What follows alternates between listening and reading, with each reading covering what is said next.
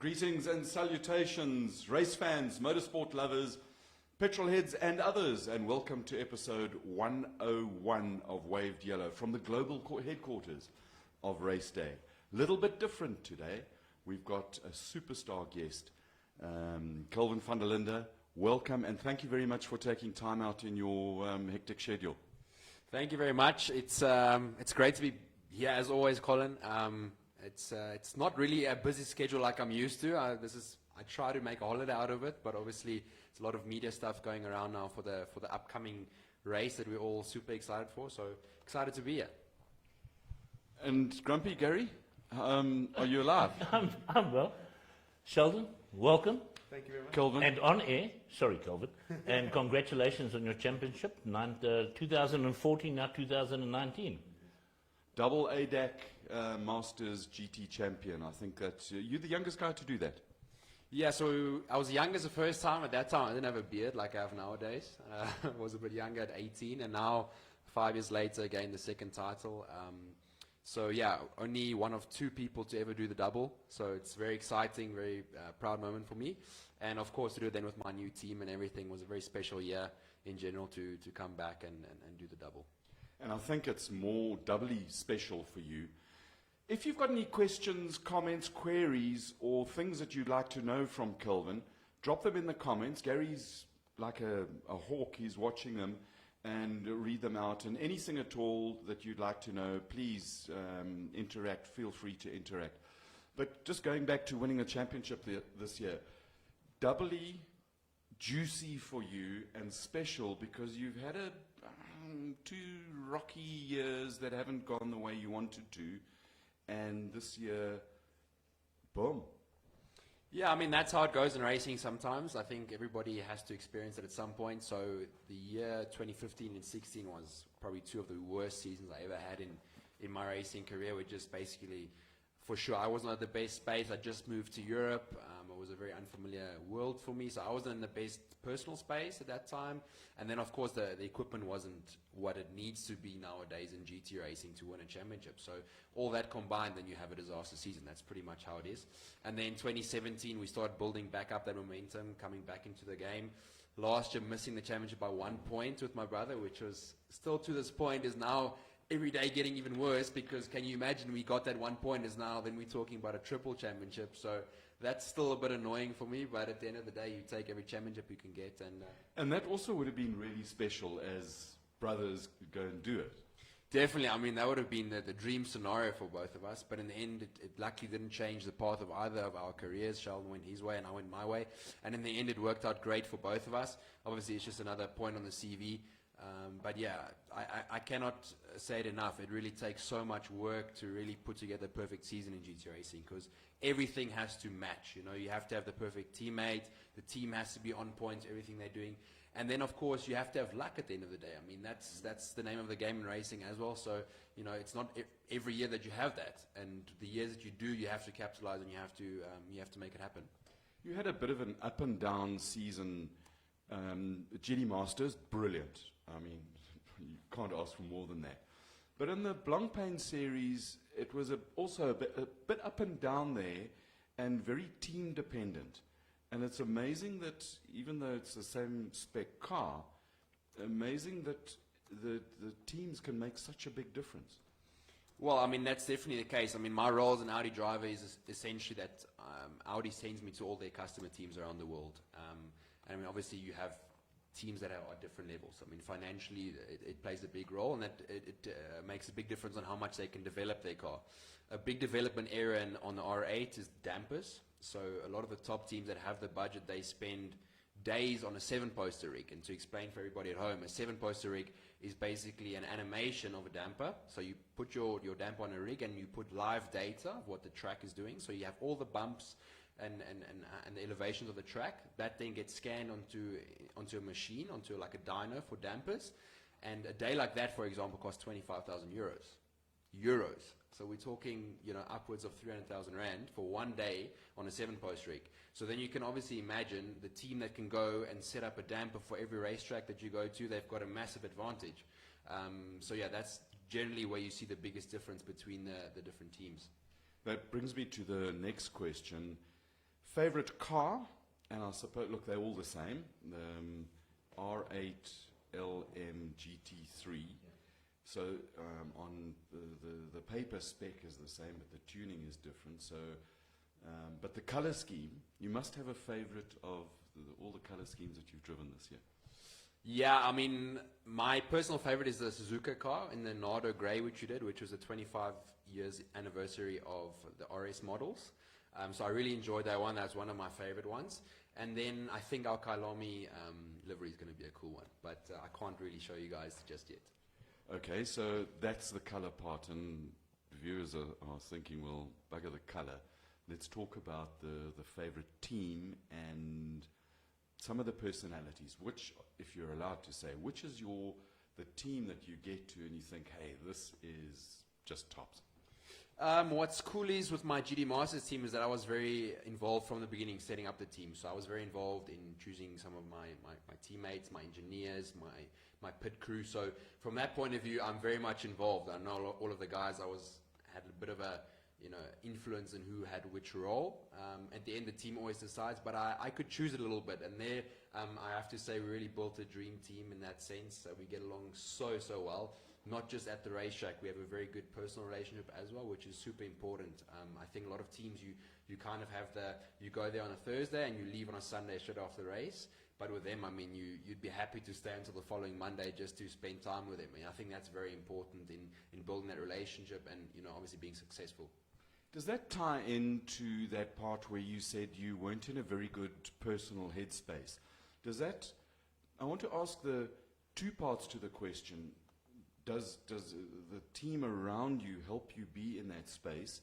And then explain what is needed to be in that personal space to perform well. You're giving me some really good questions tonight, I have to say, Colin. But yeah, I think the team plays a massive role.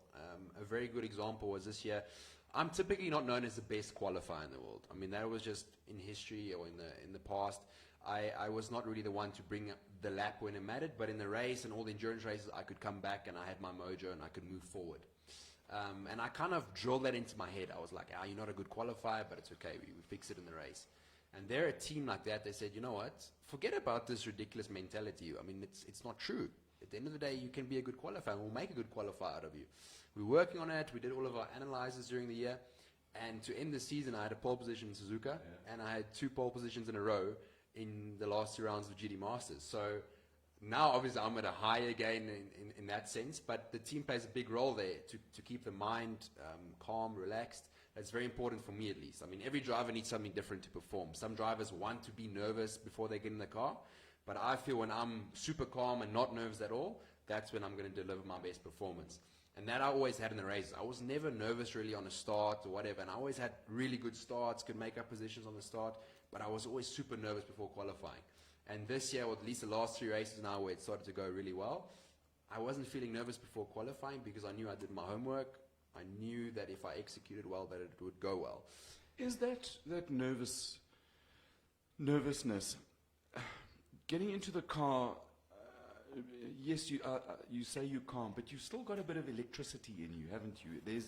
I suppose it's excitement more than, shit, what if something goes wrong? And it's having that confidence of knowing, belief in yourself. Is that the right way of describing it? I think that's the best way you can describe is that belief. And a driver is very much based on the head. You know it. You've been in the car yourself. A driver is, I would say, 80% mind games. And there now, you see it quite clearly. I've got a bit of a role going in that qualifying scenario.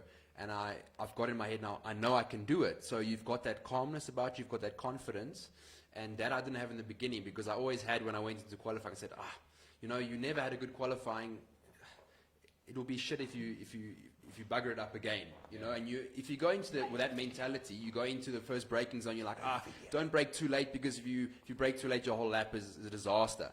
You can't start a lap like that. Now I go into my laps, I'm like, okay, I'm going to nail the exact same braking point that I know I can if the car's in the qualifying mode that it's supposed to be. Klar hatten wir in Zandvoort nicht ein optimales Wochenende, aber trotz des Wochenende haben wir es wirklich jetzt oder nicht. Und das war für uns schwierig. Ich kannte das Team eigentlich schon.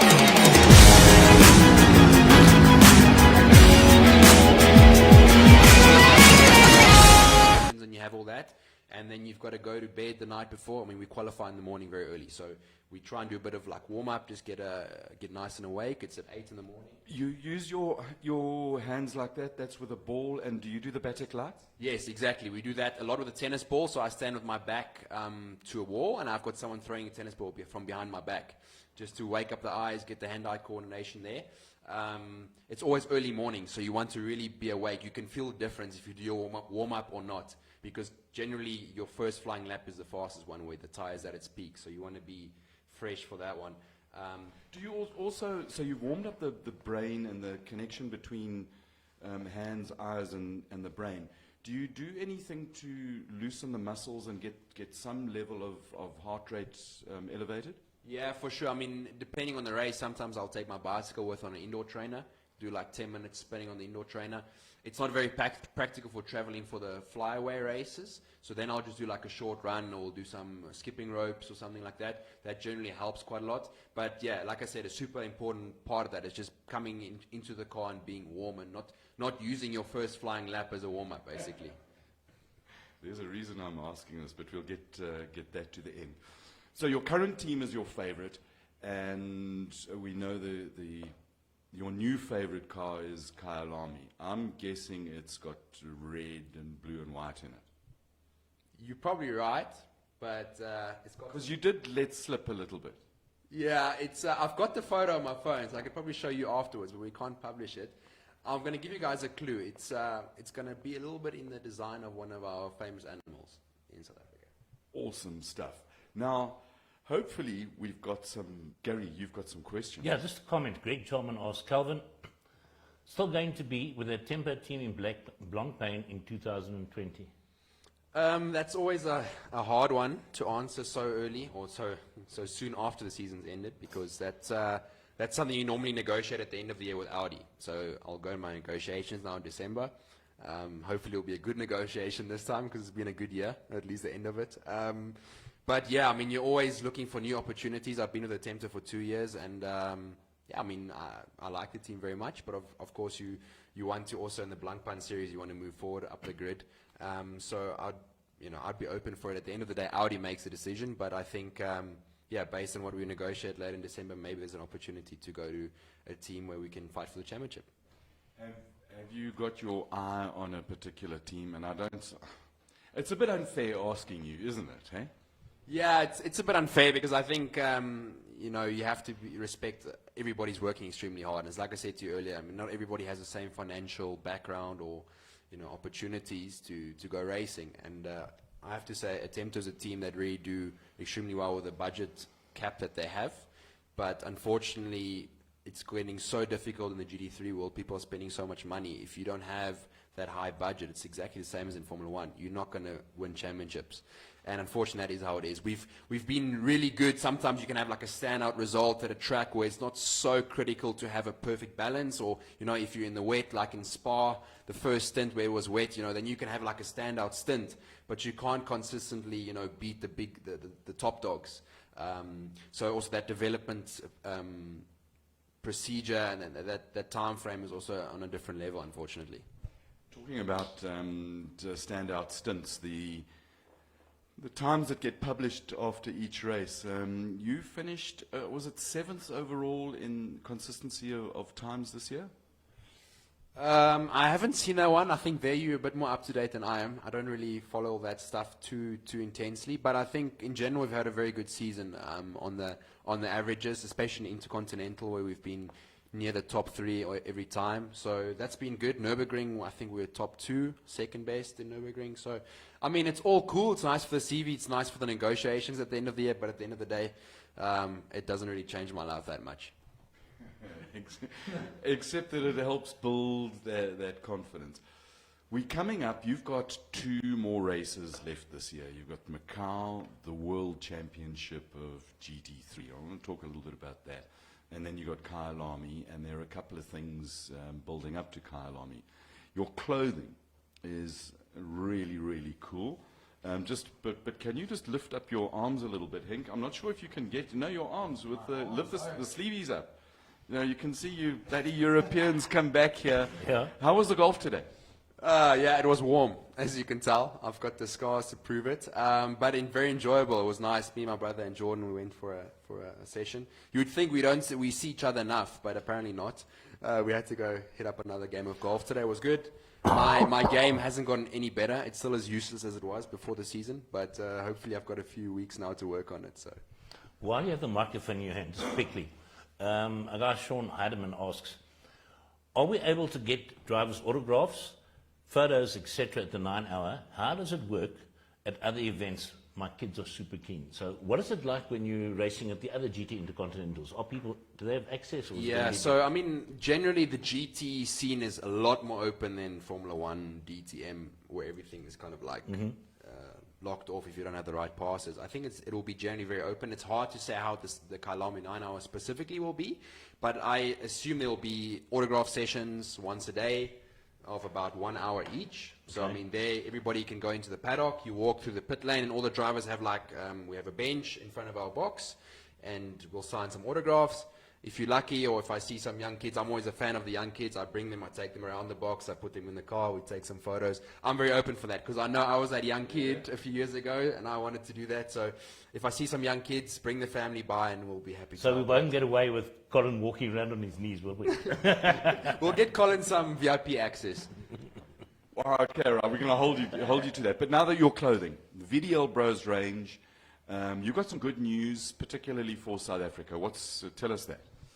Yeah, so we had the idea of doing something for the Kyalami 9 hour. We want to see all of our South African supporters rocking basically what we've written here is 9 hours of hustle, because it's going to be 9 hours basically a sprint race, and we've done a special edition shirt for that, which we've been selling online, but obviously at European prices. So I can imagine it's tough for our locals here. So we've decided to do something for our local guys, sell it at a local price, and we'll be selling at the racetrack. So we're just working on the last bit of admin and so on, how we're going to do it. But definitely the plan is to do some of these shirts, and maybe even the VDL Bros caps if people are interested. So let your leave the comments below, and if you guys are interested, we're definitely going to do it, and we'll get something for you guys to sell at the racetrack. So this is your market research. Yeah, exactly. I'm using your platform there a little bit, but at the end of the day, it's definitely not to make money. We're going to do very affordable prices for all the locals. We just want to have the Europeans, when they arrive here, they need to know that there's South Africans here, and we're going to set the world alight. So I want to see all the South African flags and the shirts. So quick one. Mike Ferguson, what do travel details for guys like Kelvin look like? Flying private jets, airline, business class, economy, hotel suites, standard rooms? You'll be surprised, my man. I have to say I fly a lot, so in that sense, I'm lucky that Audi always books as business class. That's pretty cool. And then I've got my senator license, or like the card, so every now and then I get an upgrade to first, but that hasn't happened in a while, unfortunately. But so we fly quite comfortably, and naturally, normally, when we get to Australia or Japan, we have to immediately jump in the car the following day. So it's important to be racing out, but hotels really just depends what part of the world you are. Sometimes it's luxurious, sometimes it's the complete opposite of luxurious. Especially some of the German races we go to, like in East Germany, there's not really much around, so you kind of have to take what they're offering. But yeah, I normally post like a statistics every year of how much I travel. I think this year it's been 48 flights already, and I think 260 hours of flying alone. So it's been quite a busy travel schedule. I want to know who gets the frequent flyer mileage points on that, you or Audi? I get it, which I'm lucky. So sometimes I can fly to South Africa for free at the end of the year and come visit you guys. What do you do on those long flights? I go visit the flight bar, have a glass of red wine. That normally helps me sleep a little bit. Maybe I meet someone cute at the bar, and then, then it's cool. Then it's a nice flight. Then the time flies. And talking about somebody cute, amazing. You've picked up German English. Yeah, it's super.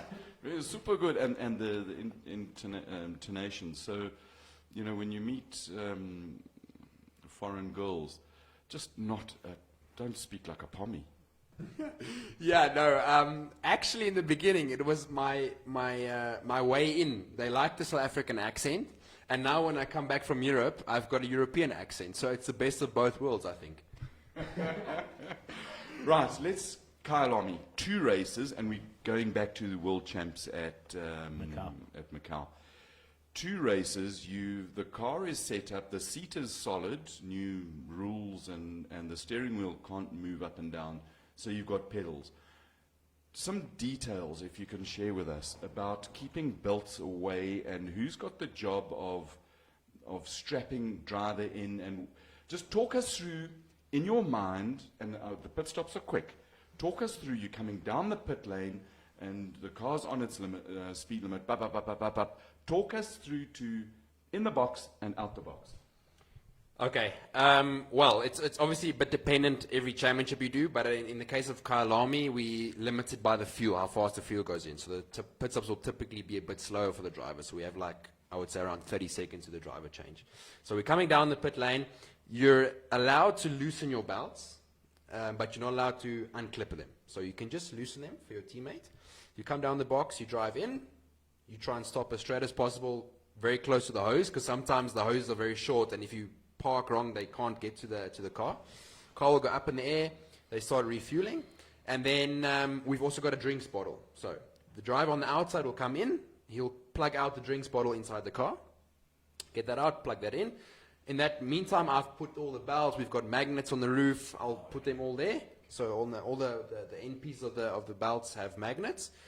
And then I'll jump out, my teammate will jump in, and typically he'll do the right side belt. So he'll do his right side hip belt and his shoulder belt, and I'll do the left side for him. I'll then plug in his radio and his water system, which is just on the side, close to the net, and he will plug in his air hose, which I assume we'll probably need for the 9-hour. He'll plug that in, I'll plug in the net, and then off he goes. And all that has to happen in 30 seconds, which we really have to practice. You can't just go in there and then do it. It's not that easy. And I think for a lot of the South African guys, it's going to be very tight if you're not being in that rhythm the whole year to do all that stuff. I think they might even end up saying, okay, let's skip the drinks bottle this stint and do it every second stint the drinks bottle, because it takes a lot of time. And it's, if you make one mistake, 5 seconds gone, and that 5 seconds in the pit stop, I mean, you know how hard it is to get it back on the track. The interesting about the magnets, because the FIA have got a new rule with you're not allowed to put elastic. Yeah, your hip belts, do you just fold them over the side of the seat, or do they also have magnets? So the hip belts, we're allowed to have the elastic. It's just on the shoulder belt where we're not allowed to have. So they will get pulled to the side, which is very convenient, and the shoulder belts is, like I said, with magnets. So it all works out very well. The team, obviously, they're very detailed in how they do it, all the lengths of the belts and so on. So there you see the European detail and on how they prepare the cars. And if you've got the similar height driver, you leave the pedal box where it is, but otherwise it moves hydraulically forwards. That normally works no problem, or there's sometimes issues with it? Well, so there's 2 things. So for some of the shorter drivers, they have what's called a seat inlay, which is made of the 2-part foam. They normally put that in, which already spaces them in terms of the steering wheel and all that stuff. So most of the time, you don't even need to move the pedals, but it's just if it's a real extreme difference, you'll move the pedal box, which sometimes can cause a bit of havoc if something falls in the pedal box. I mean, it is all mechanical in the end. If there's a bit of pickup or whatever from the race that goes in, then you've got troubles, and then you're sitting like this, like what's happened to me a few times in the past, but you manage it. I mean, that's all part of the endurance racing. You compromise. Now let's assume that this pit stop, you've got in the car, you've got your belts done, and as the car drops, have you got the automatic start system that as the car drops, it will start the car for you, and then you bolt? Question 1. And then talk us through what's in your mind as Kyalami, you're going to come out, and there's a slight right-hander into a quick left-hander. Just what's going through your mind there, and what are you feeling and smelling in the car? So the auto start has just been banned. Just before the Kyalami 9-hour, so we have to manually start the car again.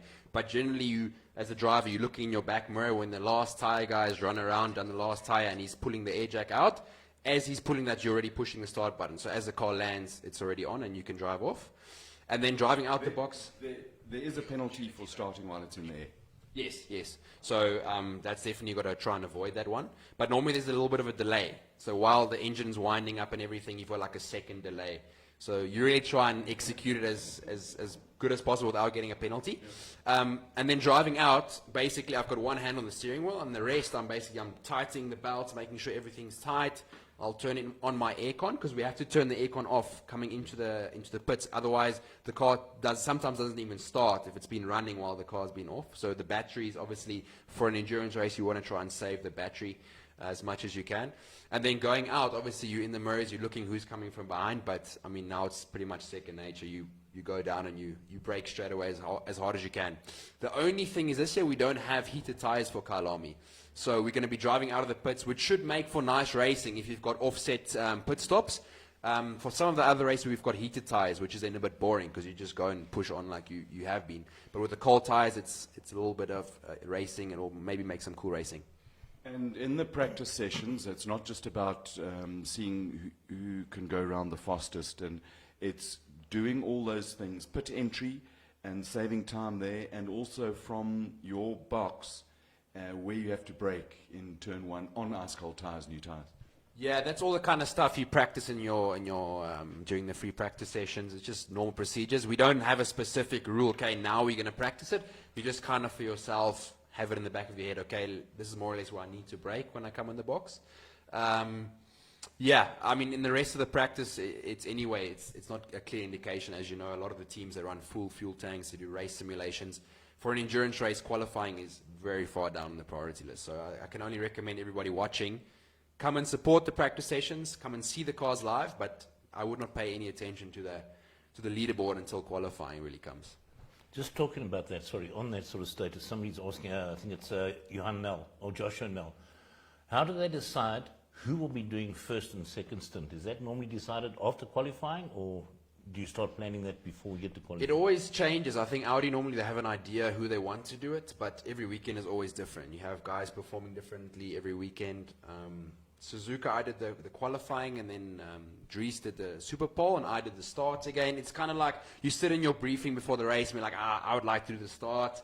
It's a home race kind of thing. That's probably the kind of things I would ask for. I probably wouldn't ask to do qualifying. If they would like me to do it, I would be happy to do it. It's obviously pretty cool always. You get one lap, new tires, very cool. But I would always say I want to do the start, because the start is cool. You're on the start grid, you have everybody, the buzz is there, and then the first hour, typically everybody's watching the first hour, and then the hype dies down a bit, and then it comes back up for the last few hours before the finish. But I think my request on that race week would probably be to do the start. Won't go into what you want to happen, because you're coming to win. But let's leave it there, and I think the 9 hour, if you do yourself a favor, we said this last night, if you haven't got tickets, go to the Kyalami 9 hour website. And what, Gary, the tickets... I'll put the link into the post. Gary will put the link in. Awesome to follow those links. Do yourself a favor, take off work, tell your boss that we said, Waved Yellow said, it is compulsory, because you're a petrol head, because you even just love racing cars. It's compulsory to be there on the Thursday and the Friday. I'm sure your boss will give you the day off, but make sure that you are there. 1 week before is Macau, effectively the World GT3 Championships. How the hell did you get it right to go and drive there with Audi? A lot of hustle, Colin. As you can see on my shirt, I live for the hustle. It's not always as easy as saying, okay, we're going to put him in. It's a lot of, not political work behind the scenes, but you really have to, relationships, and you've got to obviously build all of that. And, it's typically not known that they send a Macau rookie there for the World Cup. They try to always use the guys that have been there before, and obviously I'm a Macau rookie. So, when I had the opportunity to kind of push for it, because my GD Masters team is doing the race, I said, guys, listen, you got to keep this dream team together. You can't split us up. So that was my political way in.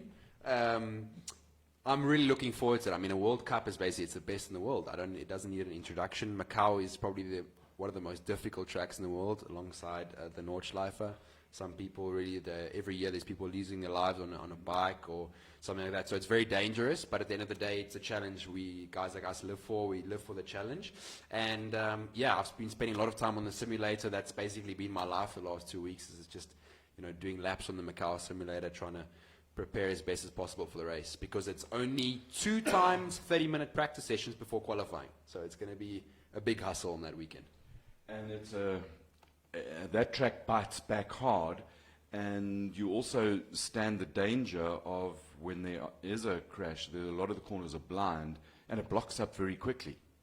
Yeah, I think 2 years ago was that massive pile-up crash where I think the whole grid was involved and they couldn't repair most of the grid. But just from a driver point of view, I mean, like you said, it can go wrong very quickly. So my natural approach will be to avoid any crashes in the first 2 sessions, because you want to build your confidence going to qualifying. If you have one crash, I mean, I've spoken to a few guys, to René Rust, he's been there as a rookie as well, and he says if you have one crash, your confidence is gone and you don't want to head into qualifying with a crash, which, I mean, at the end of the day, can happen to anybody. It happens so quickly. So I don't want to say I'm definitely not going to crash, because it's a high risk there, obviously involved, but I'm going to try to avoid that and just slowly build up my confidence for quali.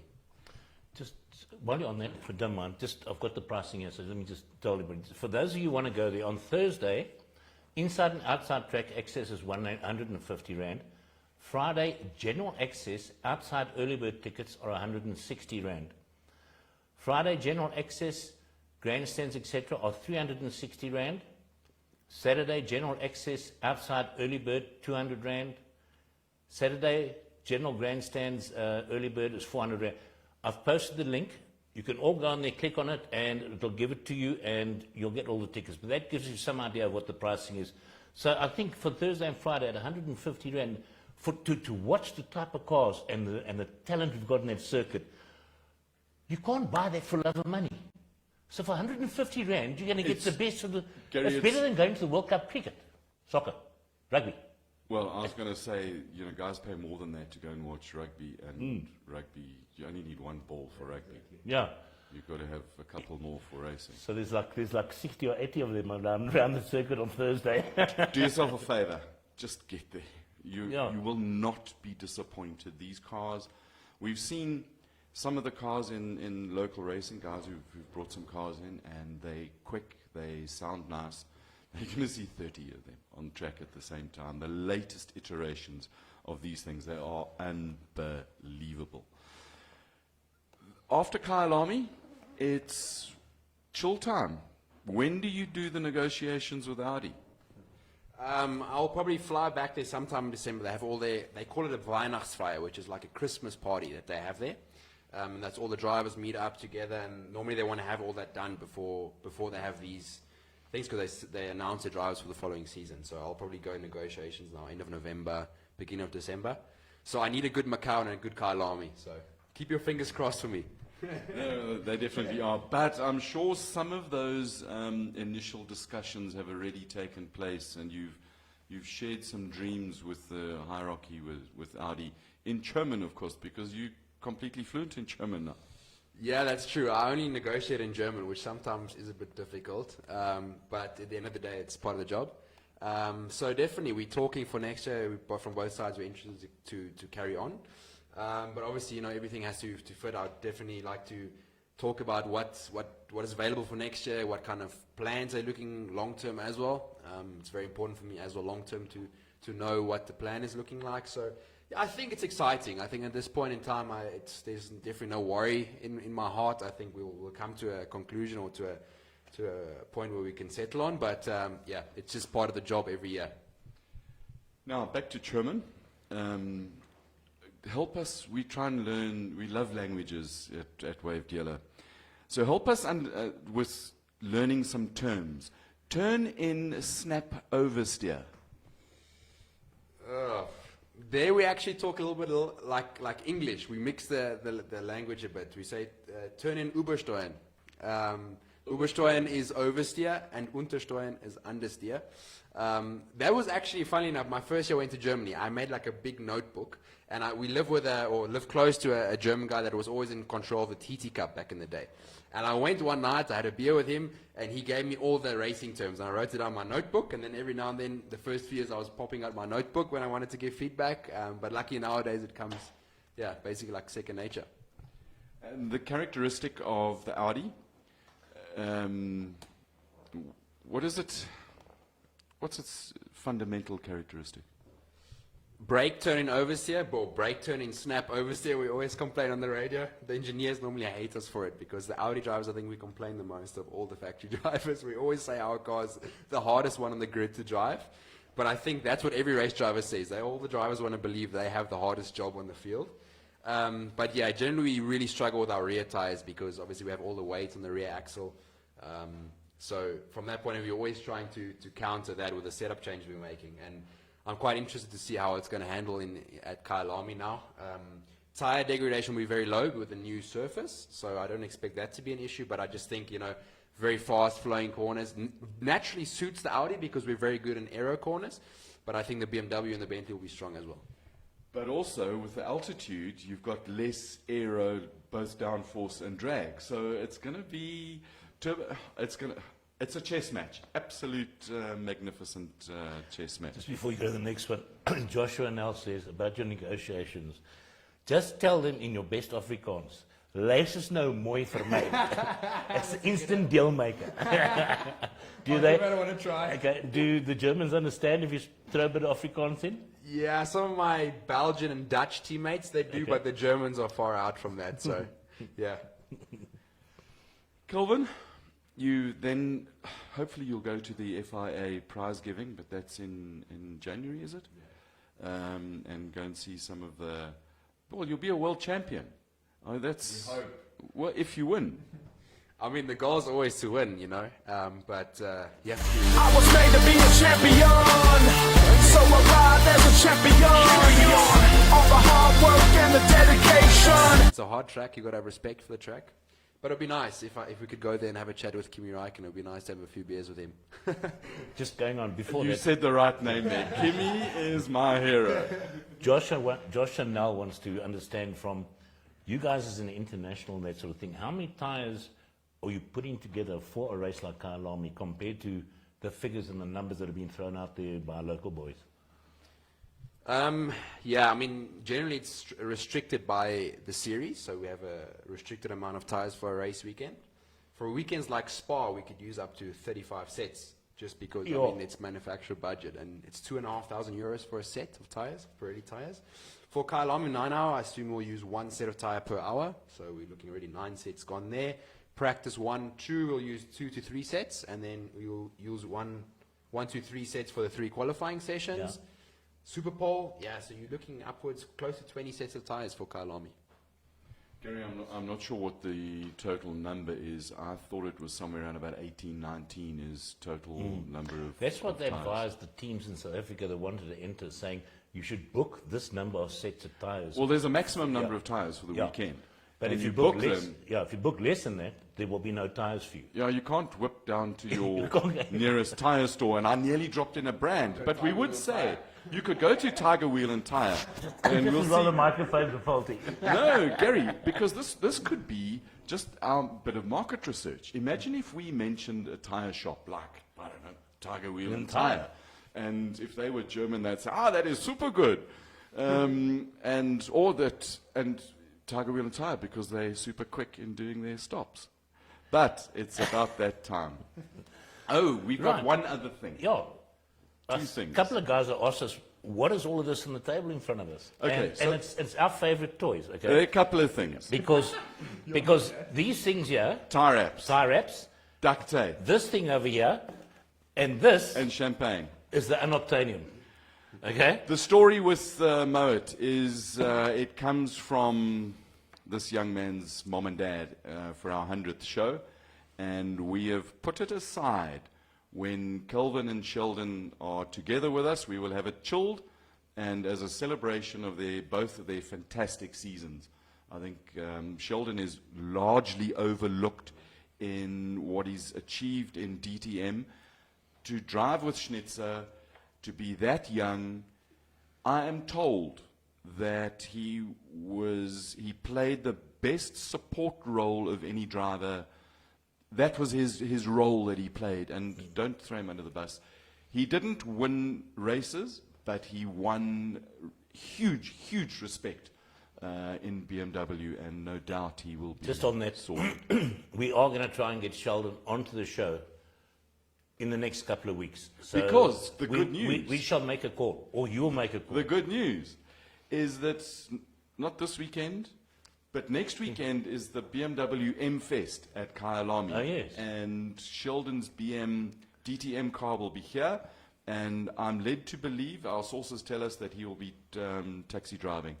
And would it not be cool, Gary, I volunteer to be driven around. Colin, I will As a mark taxi driver. the two of you up. We It can would have the be best. That'd be one of the best unbelievable. interviews we've ever had. You inside Episode there. 102 in the DTM car. Yeah, be brilliant. And you can do the whole interview live from you in the car. We've done a couple of driver interviews with, particularly with Stewie White in Yeah. the Alpha, and it's always interesting. And for those of you who think that the drivers, if a driver can't talk, well, in my opinion, tell me if I'm wrong, but your faculties, your mental ability, the controlling the car comes naturally. It's the thinking part and the strategy that you're left with, of excess brain power.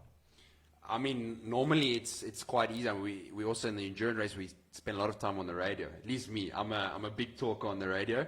But yeah, like you say, the driving part comes natural, and then you have always a bit of capacity. Some of the good guys have more capacity than others. That's just depending on experience and how long you've been doing it. But generally, the driving bit should come naturally. Awesome. Right. Second last thing, because there's another thing. Team Perfect Circle. If you've been following the story about Team Perfect Circle, we're driving I think it's a number 9 car, Porsche, and I can never tell them a lie. Apparently it's a 997, 911. It's white, it's lacquer, it's got carbon fiber. It's so cool, and it is the easiest built. way to find that out. Yes, Gary. If you go back and watch last night's show, all the details of the car are in the discussion. So Yeah, we had a long chat with Franco. Advocate Bezuidenhout and Franco Yeah. in the Motul offices, and they gave us a sheet of stickers, because racing without stickers is not racing. And they're bringing back I don't know, Henk, can you see that? Henk's doing a brilliant job in the control office there. He's got all sorts of gizmos that are gizmoing. Tell us why, in a short story, you deserve, in, what did we say last night, 65 words or Yeah, less, yeah. why you deserve a sheet of these stickers. And we will get some from Mersha at Motul. Yeah. Write your and comment give in them to you. your story in the comment section. Alternatively, instead of why you deserve it, just tell us who were the original drivers of the Team Perfect Circle car. That's right. Simple. No, we're not going to answer you live in line. Somebody wants to know what vehicle, okay, because we've done this twice now. Yeah. Okay, what vehicle are we going to use that weekend? What weekend? I imagine it's a 9-hour. A vehicle. Yeah, I suppose it's probably going to be 2 scooters. Gary, we're going to use the finest techies. These things with our socks. No, you've got DCs, I've got Adidas. So if anybody wants to, looking at the steps, Gary, I'm not sure that, that's the car. Yeah. That's the car. I'm not sure if you're up to the 20,000 steps times 4 days. I want to break 100,000 steps in a race. I'm going to get Kelvin, if you allow me, into the back of the pits, if I can borrow his team scooter to buzz up and down. You lazy bastard, you. And on that note, we're not going to do anything else. Yeah, that's it. Kelvin van der Linde. Van der Linde? ADAC, he's trying to... Don't leave him hang. Oh, He's hanging. sorry. Sorry, Gary. Gary is sensitive. You hurt his feelings, and then he gets grumpy for 6 weeks again. Kelvin van der Linde, 2 times ADAC GT Masters champion, soon to be, hopefully, Master of Macau, conqueror of Kyalami. Thank you so much for sparing your time. I hope you enjoy your wings and things tonight. Off for a karting night, and thank you so much for your time and the entertainment you've given us this year. Cool. Thank you guys for all the support. Everybody back home. It's always nice to catch up, and I hope to see all of you at the Kyalami 9-hour. Awesome. Just a quick one.